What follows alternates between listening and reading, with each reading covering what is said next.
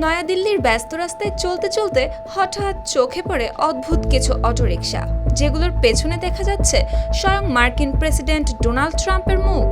ছবিতে উঠছে আমেরিকার পতাকা আর বড় করে লেখা হ্যাপি বার্থডে আমেরিকা। তবে অটোরিকশার পেছনে কেন ডোনাল্ড ট্রাম্পের মুখ, এর কারণটাও বেশ অদ্ভুত। ভারতের রাস্তায় নামানো হয়েছে ট্রাম্প ব্র্যান্ডের অটোরিকশা।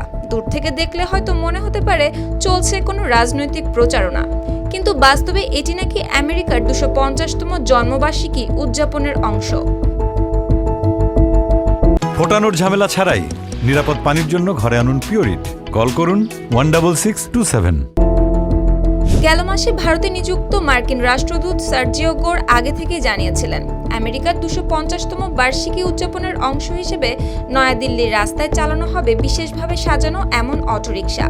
ফলে বিষয়টি খুব পরিষ্কার, এটি হঠাৎ করে নেওয়া কোনো ব্যক্তিগত উদ্যোগ নয়, বরং মার্কিন দূতাবাসের প্রচারণার অংশ।